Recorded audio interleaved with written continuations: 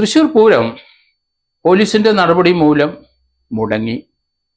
രാത്രി പൂരം നടന്നില്ല. പകലൊരു പൂരം വെടിക്കെട്ട് നടത്തി. എന്താണ് അവിടെ സംഭവിച്ചത്? നമുക്കറിയാം, കേരളത്തിൻ്റെ സാംസ്കാരിക തലസ്ഥാനമാണ് തൃശ്ശൂർ. വടക്കുംനാഥ ക്ഷേത്രത്തിലെ ഭക്തജനങ്ങൾ മാത്രമല്ല തൃശ്ശൂർ പൂരത്തിന് വരുന്നത്. കേരളത്തിലെ എല്ലാ ജാതി മതസ്ഥരും അവിടെ വരും. നമുക്ക് പൈതൃകമായി കിട്ടിയ ഒരു ആഘോഷമാണ് തൃശ്ശൂർ പൂരം. ജാതി മത ഭേദമന്യേ ആൾക്കാർ അവിടെ വന്നുകൂടുന്ന സ്ഥലമാണ്. 1790 തൃശ്ശൂർ പൂരം ശക്തൻ തമ്പുരാൻ, കൊച്ചി മഹാരാജ ശക്തൻ തമ്പുരാൻ തുടങ്ങിയത്. അദ്ദേഹം 1805 വരെ കൃത്യമായിട്ട് നടത്തി. അതിൻ്റെ ഇടയ്ക്ക് 1996 വെള്ളപ്പൊക്കം ഉണ്ടായപ്പം പൂരം നടത്തിയെങ്കിലും ചില എഴുന്നള്ളിപ്പൊന്നും അങ്ങോട്ട് വന്നില്ല. എങ്കിലും പാറമേക്കാവും തിരുവമ്പാടി ക്ഷേത്രങ്ങൾ ആണ്, ആ രണ്ട് ദേവസ്വങ്ങളുമാണ് തൃശ്ശൂർ പൂരം ഇത്ര ആഘോഷമായിട്ട് നടത്തുന്നത്. അവിടെ ജാതിചിന്ത മതചിന്ത ഒന്നുമില്ല. ഇപ്പൊ സംഭവിച്ചത് എന്താണ്? തൃശ്ശൂർ പൂരത്തിന്റെ തുടക്കം മുതൽ ചില കല്ലുകടികൾ വന്നു. അവിടുത്തെ അങ്കിത് അശോക് എന്ന് പറഞ്ഞ കമ്മീഷണർ IPS കാരനാണ്. അദ്ദേഹത്തിന്റെ ചില കർക്കശ നിലപാട് മൂലം നമ്മുടെ പൂരത്തിന് വെടിക്കെട്ട് നടന്നില്ല. പൂരം വെടിക്കെട്ട് 3 മണി രാത്രി തുടങ്ങുകയാണ്. കേരളത്തിന് വെളിയിലുള്ള സംസ്ഥാനങ്ങളിൽ നിന്നും മലയാളികളെല്ലാം എത്തിച്ചേരുന്ന സ്ഥലമാണ് പൂരം. അവിടെ പൂരത്തിൻ്റെ അവിടെ വരുന്നത് അന്യസംസ്ഥാനത്തെ ആളുകളും വരും. ലോകത്തൊരിടത്തും ഇത്ര രീതിയിലുള്ള വിസ്മയകരങ്ങളായ വെടിക്കെട്ടുകളില്ല. അത് കാണാൻ വിദേശത്തു നിന്ന് ധാരാളം മലയാളികളുടെ പരിചയക്കാരും എത്തും. ഇത്തവണ BBC ഉൾപ്പെടെയുള്ളവർ അവർ വളരെയധികം ക്യാമറകളുമായിട്ട്, ആധുനിക ക്യാമറകളുമായിട്ട് എല്ലാവരും വന്നു റെഡിയായിട്ട് നിന്നിരുന്നു. കാരണം വിദേശങ്ങളിൽ എല്ലാവർക്കും ഇത് അത്ഭുതമാണ് നമ്മുടെ തൃശ്ശൂർ പൂരം. അങ്ങനെയാണ് കേരളം ഇന്ന് അറിയപ്പെടുന്നത്. പ്രാചീന കാലം മുതൽ കേരളം അറിയപ്പെടുന്ന സ്ഥലമാണ്. നമ്മുടെ സംസ്കാരം അത്ര വലുതായിരുന്നു. അവിടെ ലോക ചരിത്രത്തിലൊക്കെ മലബാറും നമ്മുടെ കേരള സംസ്ഥാനവും ആ കാലഘട്ടങ്ങളിലൊക്കെ അറിയപ്പെടുന്ന സ്ഥലമാണ്. മലയാളികളുടെ പാരമ്പര്യം നോക്കിക്കഴിയുമ്പോൾ ഇവിടെ എത്രയോ ഉത്സവം നമ്മൾ നടത്തുന്നു, ഒരു പ്രശ്നവുമില്ല. തൃശ്ശൂർ പൂരം തന്നെ പെരുമയുള്ളതും തൃശ്ശൂർ പൂരം തന്നെ ആഘോഷപൂർവ്വം നടക്കുന്നതാണ് തിരുവനന്തപുരം പത്മനാഭ ക്ഷേത്രത്തിലെ പൈങ്കുനി ഉത്സവം. അതും നമുക്കെല്ലാവർക്കും പൈങ്കുനി ഉത്സവത്തിന് തിരുവനന്തപുരം, പ്രത്യേകിച്ച് തിരുവനന്തപുരം ജില്ലയിലുള്ള മലയാളികളെല്ലാം, ആ കൊട്ടാരത്തിലെ രാജാവ് ഇന്നും ആ പത്മനാഭ ക്ഷേത്രത്തിൽ നിന്ന് എഴുന്നള്ളി ശംഖുമുഖത്ത് പോലെ പോയി മടങ്ങി വരുന്ന കാഴ്ച. എയർപോർട്ടിൻ്റെ അകത്തുകൂടിയാണ് അത് പോകുന്നത്. ആ സമയത്ത് 2-3 ഉച്ച കഴിഞ്ഞ് എയർപോർട്ടിലുള്ള ഫ്ലൈറ്റുകൾ നിർത്തിവെക്കും. ആ എയർപോർട്ടിനകത്തൂടെയാണ് രാജാവ് അന്നത്തെ രാജാവിൻ്റെ പിൻതലമുറക്കാർ ഇന്നും ആ ആഘോഷം നടത്തിക്കൊണ്ട് പോവുകയാണ്. നമുക്ക് തൃശ്ശൂർ പൂരം പോലെ തന്നെ മധ്യ തിരുവിതാംകൂറിലെ എല്ലാ ആൾക്കാരും പോകുന്ന പൂരങ്ങളാണ് കൊടുങ്ങല്ലൂർ താലപ്പൊലി. ഉത്രാളിക്കാവ് ഉത്സവം അത്ര ഫേമസ് ആണ്. മച്ചാട്ട് മാമാങ്കമുണ്ട് നമുക്ക്. പെരുവനം പൂരമുണ്ട് നമുക്ക്. പെരുവനം കുട്ടന്മാരെയൊക്കെ നമ്മൾ ഓർക്കുന്നു. ഇപ്പം ആറാട്ടുപുഴ പൂരം അതിപ്രശസ്തമാണ്. കൂടൽമാണിക്യ ഉത്സവവും കേരളത്തിലെ ജനങ്ങൾ മുഴുവൻ ജാതി മത ഭേദമന്യേ പോകുന്ന ഉത്സവങ്ങളാണ്. അതുകൊണ്ടാണ് ഞാൻ ഇത് എടുത്തു പറയുന്നത്. ഇവിടെ സംഭവിച്ചത്, അവിടുത്തെ SP എന്ന ഒരു IPS ഓഫീസർ അങ്കിത് അശോക്, അദ്ദേഹം കർശനമായ ചില നിലപാടുകൾ സ്വീകരിച്ചു. പൂരം ഉഴപ്പിപ്പോയി. ആ പൂരത്തിന് അനാവശ്യമായ ചില നിയന്ത്രണങ്ങൾ അങ്കിത് അശോക് എന്ന IPS ഓഫീസർ നടപ്പാക്കി. അയാൾ മലയാളിയല്ല, മലയാളത്തിൻ്റെ സംസ്കാരം അയാൾക്ക് അറിയില്ല. കേരളത്തിലെ ജനങ്ങൾ ജാതിമത ഭേദമന്യേ നടത്തുന്ന ലോകപ്രശസ്തമായ പൂരമാണിത്. അങ്ങേർക്ക് IPS കിട്ടിയത് എങ്ങനെയാണെന്ന് എനിക്കറിയില്ല. അങ്ങേര് അത് തടഞ്ഞു. 3 മണിക്ക് ആരംഭിക്കേണ്ട പൂരം കർശന സ്വഭാവത്തോട് നേരിട്ടതുകൊണ്ട് അത് ചർച്ചകൾ നടത്തി മുന്നോട്ട് പോയി നേരം വെളുത്തു. സംഗതി പാളി കൈവിട്ടു പോയി കാര്യങ്ങളെന്ന് ഗവൺമെന്റിനും അത് ആ കമ്മീഷണർ മേലധികാരികൾക്കും തോന്നി. ദേവസ്വങ്ങൾ തിരുവമ്പാടിയുടെയും കാല് പിടിച്ച് നേരം വെളുത്ത ശേഷം വെടിക്കെട്ട് നടത്തി. ആ കർമ്മം അങ്ങ് കഴിച്ചു. ഏതായാലും കേരളത്തിന് ചോദിച്ച ഒരു IPS ഓഫീസറല്ല അങ്കിത് അശോക്. ഇൻഡിപെൻഡന്റ് തീരുമാനം എടുക്കാൻ കപ്പാസിറ്റി ഉള്ളവരെയാണ് IPS ഉദ്യോഗസ്ഥരായും IAS ഉദ്യോഗസ്ഥൻ കളക്ടർമാരെയൊക്കെ നമ്മൾ കാണുന്നത്. അവർക്ക് സ്വന്തമായിട്ട് തീരുമാനം എടുക്കണം. അങ്ങനെയുള്ള ട്രെയിനിങ് കൊടുത്തിട്ടാണ് ഇന്ത്യയിലെ IPS IAS IAS പുറത്തേക്ക് വിടുന്നത്. അത് ഗവൺമെന്റ് നിയമവിരുദ്ധമായ ഏത് കാര്യം പറഞ്ഞാലും ശരി അവരനുസരിക്കാൻ പാടില്ല. ഇവിടെ സ്വല്പം രാഷ്ട്രീയം കളർത്തിയോ എന്ന് സംശയമുണ്ട് പലർക്കും. അങ്ങനെയുള്ള വാർത്തകളും വരുന്നുണ്ട്. പാറമേക്കാവും തിരുവമ്പാടിയും അവിടെ രാംലല്ല ഉൾപ്പെടെയുള്ള ചില കൊടകൾ മാറ്റത്തിനിടയ്ക്ക് കാണിച്ചു എന്ന്. അത് നമ്മുടെ സാംസ്കാരികമായ നിലവാരത്തിൽ അത് കാണിച്ചത് ശരിയാണോ ഇല്ലയോ എന്നുള്ളത് അത് വേറെ കാര്യം. പക്ഷെ നമുക്ക് ഉത്സവം നടക്കണം. ഉത്സവത്തിൽ വന്നു ചേരുന്നതെല്ലാം കേരളത്തിലെ മുക്കിലും മൂലയിലുള്ളവരെല്ലാവരും വന്നു ചേരും അവിടെ. അതൊരു 3-4 ദിവസം കൊണ്ട് തൃശ്ശൂരാണ്. വടക്കുനാഥന്റെ മക്കളായ അവരെല്ലാവരും വർഷങ്ങളായി വന്നു ചേരുന്നവരാണ്. അവിടെ അകത്ത് അടിയുണ്ടാവും. അത് സർവ്വസാധാരണമാണ് കേരളത്തിൽ. അത് നിയന്ത്രിക്കാൻ പോലീസ് ഉദ്യോഗസ്ഥർ ബാധ്യസ്ഥരല്ലേ. അവരെ നിയന്ത്രിക്കാൻ പറ്റാവുന്ന ഉത്സവം നിർത്താൻ പറ്റുമോ? അവിടെ മദ്യപാനികൾ വരും. മദ്യമടിച്ചിട്ട് ഉത്സവത്തിന്റെ ആരവത്തിനൊപ്പം ഇവരും കിടന്ന് ആരവം മുഴക്കി ചാടി മറിയുന്ന നമുക്ക് കാണാം. അവിടെ ഗുണ്ടകൾ വരും. ഇങ്ങനെയുള്ള നല്ലതായിട്ട് ഡ്രഗ്സ് അടിച്ചവന്മാരും വരും. എല്ലാവരും വരും. എല്ലാവരും ആഹ്ലാദിക്കാൻ തൃശ്ശൂർ പൂരത്തിൽ പങ്കെടുക്കാനാണ് വരുന്നത്. അവർ വന്നതുകൊണ്ട് നമുക്ക് പൂരം നിർത്താൻ ഒക്കുവോ? അവരൊരു അടിയോ കുത്തോ ഉണ്ടാക്കിയതിന് പൂരം നിർത്താൻ ഒക്കുവോ? അത് പോലീസാണ് നിയന്ത്രിക്കുക. അങ്ങനെയുള്ളവന്മാരെ അവിടുന്ന് പൊക്കിക്കൊണ്ട് മാറ്റിക്കൊണ്ട് പോകുക. അതാണ് പോലീസിന്റെ ജോലി. പൂരം നമുക്ക് ഒഴിവാക്കാൻ കഴിയില്ല.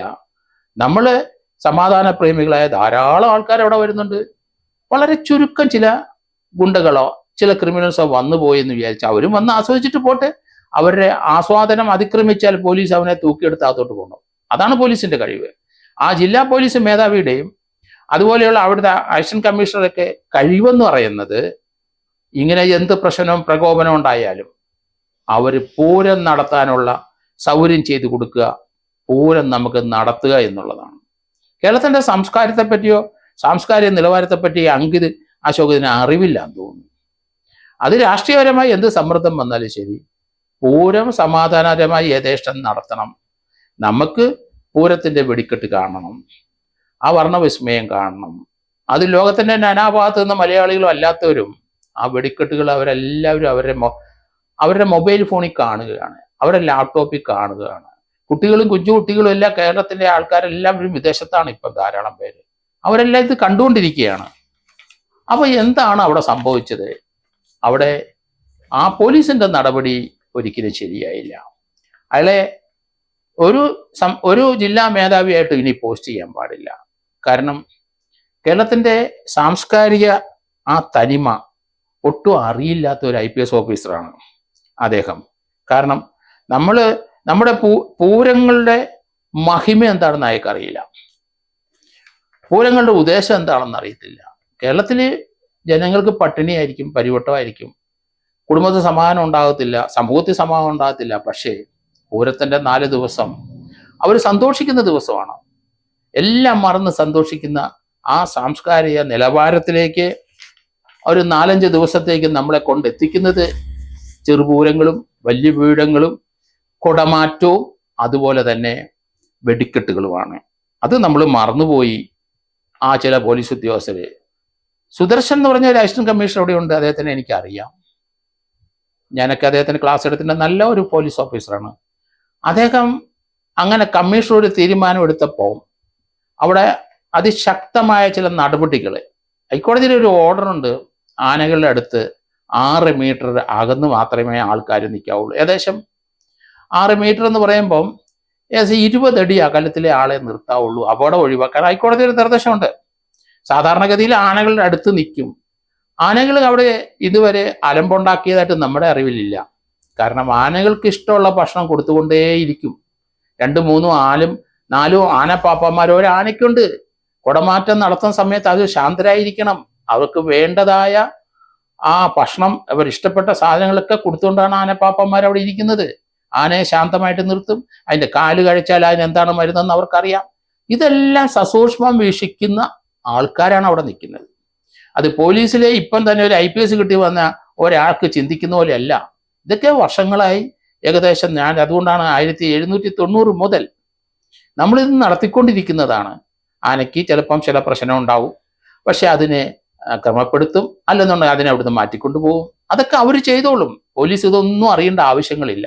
ദേവസ്വം ആ 2 ദേവസ്വത്തിലെ ആൾക്കാർക്കും പാരമ്പര്യമായി വരുന്ന അവിടുത്തെ കമ്മിറ്റിക്കാരും അവരുടെ തലമുറകൾക്കൊക്കെ അറിയാം എങ്ങനെയാണ് ആനയെ നിയന്ത്രിച്ച് നിർത്തേണ്ടത്. പറമേക്കാവും തിരുവമ്പാടിക്കാരും ആ കാര്യത്തിൽ അവർ ഉസ്താദാണ്. എത്രയോ വർഷം കൊണ്ട് നമ്മൾ ഇത് കാണുന്നുണ്ട്. അതങ്ങ് യഥേഷ്ടം നടക്കും. അവിടെ ആയിരക്കണക്കിന് ആൾക്കാരാണ് ഈ 2 ദേവസ്വം ബോർഡിലും ഉള്ള അതിൻ്റെ തലപ്പത്തിരിക്കുന്നവരും അവരെ സഹായിക്കുന്നവരും. ഒരു പ്രശ്നവും ഉണ്ടാവില്ല. അല്പസ്വല്പം പ്രശ്നം ഉണ്ടെങ്കിൽ അത് അവർ മാനേജ് ചെയ്യും. പോലീസ് അനാവശ്യമായി ഇതിനകത്തൊക്കെ ഇടപെട്ട് പ്രശ്നങ്ങൾ ഉണ്ടാക്കരുത്. ഇപ്പം പ്രശ്നങ്ങൾ ഉണ്ടാക്കിയത് കൊണ്ടാണ് ഈ പ്രശ്നങ്ങൾ ഇത്ര വഷളായത്. നമ്മുടെ പകൽപൂരം ഒക്കെ കണ്ടിട്ടുണ്ട്, രാത്രി പൂരം കണ്ടിട്ടുണ്ട്, പക്ഷെ വെടിക്കെട്ട് പകൽ നമ്മൾ കണ്ടത് ആദ്യമായിട്ടാണ്. അതുകൊണ്ട് നമ്മൾ കുറച്ചുകൂടെ ശ്രദ്ധിക്കണം. ഈ ഉദ്യോഗസ്ഥന്മാരെ മേലിലെ കേരളത്തിലെ ഒരു ജില്ലയിലെ മേധാവിയായിട്ട് പോസ്റ്റ് ചെയ്യാൻ പാടില്ല. കാരണം അപ്രകാരം പോസ്റ്റ് ചെയ്ത് കഴിഞ്ഞാൽ അത് ഇതുപോലെയുള്ള പ്രശ്നങ്ങൾ ഉണ്ടാവും. നമ്മുടെ സംസ്കാരത്തിന് എതിരായിട്ട് പ്രവർത്തിക്കുക. അവർക്ക് അതിനെപ്പറ്റിയുള്ള വിവരങ്ങളില്ലെന്ന് എനിക്ക് തോന്നുന്നു. നമ്മൾ വേറൊരു കാര്യം ആലോചിക്കണം. തമിഴ്നാട്ടിൽ കാളപ്പേരുണ്ട്. ചില വർഷങ്ങളിൽ 2-3 പേരൊക്കെ മരിക്കും. കാളപ്പോര് അവർ നൂറ്റാണ്ടുകളായിട്ട് നടത്തുന്ന അവരുടെ സംസ്കാരത്തിൻ്റെ ഒരു പ്രതീകമാണ്. അത് നടത്താനും അത് നിരോധിക്കാനും ശ്രമങ്ങൾ അവിടെ ഉണ്ടായി. നടത്താൻ ഒരു വട്ടം, നിരോധിക്കാൻ വേറൊരാൾ. അവസാനം പല രൂപത്തിലുള്ള ജഡ്ജ്മെന്റുകൾ വന്നു. സുപ്രീം കോടതി ഇടപെട്ടു. ആ കാളപ്പോര് നടത്താൻ വിധിയുണ്ടായി. അതുകൊണ്ട് ആ പ്രശ്നം തീർന്നു. കാളപ്പോര് നടത്തുന്നത് അത് കാളകളെ അതിന് കോടിക്കണക്കിന് രൂപ ചെലവാക്കി കാളകളെ സംരക്ഷിക്കുന്നവരുണ്ട്. അവരെല്ലാവരും കാളപ്പോര് നടത്തുമ്പോൾ അവരിലുണ്ടായ പരിക്കുകളുണ്ടായ പെട്ടെന്ന് ഹോസ്പിറ്റലിൽ കൊണ്ടുപോകാനുള്ള സംവിധാനങ്ങൾ, കാളകളെ നിയന്ത്രിച്ചു നിർത്താനുള്ള സംവിധാനങ്ങൾ, ആളുകളെ നിയന്ത്രിച്ചു നിർത്താൻ, ആവേശം മുത്തി കാളയുടെ ഒപ്പം എടുത്തിയാടുന്നവർ, ഇതിനൊക്കെ നിയന്ത്രിക്കാൻ അവരുടെ തന്നെ സംഘാടകരുണ്ട്. പ്രത്യേകിച്ച് അവിടുത്തെ പോലീസും അതിനോട് യോജിച്ച് നിൽക്കുകയാണ്. ഇത് തന്നെയായിരുന്നു തൃശ്ശൂർ പൂരത്തിനും ഉണ്ടാകേണ്ടതിരുന്നത്. അത് നടപ്പായില്ല. സുദർശൻ എന്തുകൊണ്ട് കമ്മീഷണറെ പ്രേരിപ്പിച്ചിട്ട് പൂരം അരമണിക്കൂർ താമസിച്ചാലും 3 മണിക്ക് തന്നെ അത് തുടങ്ങേണ്ടിയിരുന്നല്ലോ? എന്ത് സംഭവിച്ചു അദ്ദേഹത്തിന് എനിക്ക് മനസ്സിലാകുന്നില്ല. അതിനകത്ത് രാഷ്ട്രീയ ഇടപെടൽ ഉണ്ടായതുകൊണ്ടാണ് നമുക്ക് ഈ പ്രശ്നങ്ങൾ ഇത്ര ഗുരുതരമായി വന്നത്. ഒരു പൂരവും നമ്മൾ പകല് കണ്ടിട്ടില്ല. വെടിക്കെട്ട് പകല് കണ്ടു. അത് നമുക്ക് അവിടുത്തെ ജനങ്ങൾക്ക്, പൂരത്തെ സ്നേഹിക്കുന്നവർക്ക് ആർക്കും ഇത് അത് ഒരിക്കലും അത് പൊറുക്കാൻ കഴിയില്ല. അവിടെ ഭീമമായ നഷ്ടം ദേവസ്വത്തിന് ഉണ്ടായിട്ടുണ്ട്. അതിൻ്റെ കാരണം അവിടെ റൗണ്ടിൽ അവിടെ പല സ്ഥലത്തും വേലി കെട്ടിയിട്ടുണ്ട്, അവിടെ ഗേറ്റ് ഇട്ടിട്ടുണ്ട്. ആളുകൾക്ക് പ്രവേശനം ഏകദേശം പൂരത്തിൻ്റെ അന്ന് അല്ലെങ്കിൽ വെടിക്കെട്ടിൻ്റെ അന്ന് 35-40 ലക്ഷം രൂപ, 40-45 ലക്ഷം രൂപ ദേവസ്വത്തിന് ഒരു വരുമാനം വരുന്നതാണ്. അത് നിന്നുപോയി. അതുപോലെ ചെറുപൂരം നടന്ന ആ ദിവസം ഒരു 20-25 ലക്ഷത്തിൻ്റെ വരുമാനം വരുന്നതാണ്. അത് നിന്നുപോയി. എങ്ങനെയാണ് ഇത് നടത്തുന്നത്? പൊതുജനങ്ങളുടെ ഇതുപോലെയുള്ള സംഭാവന കൊണ്ടും അവർ ടിക്കറ്റ് എടുക്കുന്നത് കൊണ്ടല്ലേ ഇത് നടക്കുന്നത്? അതൊക്കെ നിന്നുപോയി. അവിടെ ഭീമമായ നഷ്ടം 2 ദിവസത്തെ ചെറുപൂരത്തിൻ്റെ സമയത്തും ഉണ്ടായി, വലിയ പൂരത്തിൻ്റെ സമയത്തും ഉണ്ടായി. ആ നഷ്ടം ആര് കൊടുക്കും? ഈ പോലീസ് ഉദ്യോഗസ്ഥർ കൊടുക്കണ്ടേ? അല്ലെങ്കിൽ ഗവൺമെന്റ് കൊടുക്കണ്ടേ? അത് കൊടുക്കേണ്ടി വരും. ഇതുപോലുള്ള തീരുമാനം, ബ്ലണ്ടർ അടിച്ചിട്ടുള്ള തീരുമാനം എടുക്കുമ്പോൾ ഇതുപോലുള്ള സിവിലായ ലയബിലിറ്റിയുടെ നിങ്ങൾക്കുണ്ട്. ക്രിമിനൽ ലയബിലിറ്റി അല്ല ഞാൻ പറയുന്നത്, സിവിൽ ലയബിലിറ്റി ഉണ്ട്. അതുകൊണ്ട് ഈ പോലീസ് ഉദ്യോഗസ്ഥർ സൂക്ഷിക്കണം. അവർക്കെതിരായിട്ട് കേസുണ്ടാവും. അവർ സിവിൽ ലയബിലിറ്റിക്ക് അവർ ഉത്തരവാദികളാകണം. ഏകദേശം 10-60 ലക്ഷം രൂപയുടെ നഷ്ടം സംഭവിച്ചിട്ടുണ്ട്. ആ നഷ്ടം കൊടുക്കാൻ അവർ ബാധ്യസ്ഥരാണ്. അതുകൊണ്ട് ഇത് എല്ലാവർക്കും ഒരു പാഠമായിരിക്കണം. ഉത്സവങ്ങൾ പല സ്ഥലത്തും ഉണ്ടാവും. അവിടെയുള്ള പോലീസ് ഉദ്യോഗസ്ഥർ ശ്രദ്ധിക്കണം. ഇതുപോലെയുള്ള മണ്ടൻ തീരുമാനം എടുക്കരുത്. രാഷ്ട്രീയപ്രേരിതമായി എന്ത് ദാർഷ്യം വന്നാലും ശരി, കേരളത്തിന്റെ തനിമ കാണിക്കുന്ന ഇതുപോലത്തെയുള്ള ഉത്സവങ്ങളും പൂരങ്ങളും അതേപടി നിലനിർത്താനും അവിടെ ലോ ആൻഡ് ഓർഡർ പ്രശ്നം ഉണ്ടെങ്കിൽ അതൊക്കെ കൈകാര്യം ചെയ്ത് അത് ഒതുക്കി വിട്ട് പൂരം യഥേഷ്ടം, ഉത്സവം യഥേഷ്ടം, പള്ളിയായാലും ശരി, അമ്പലത്തിലായാലും ശരി, മോസ്കിലായാലും ശരി, അത് യഥേഷ്ടം നടക്കത്തക്ക രീതിയിൽ പെരുമാറാൻ പഠിക്കണം പോലീസ് ഉദ്യോഗസ്ഥർ.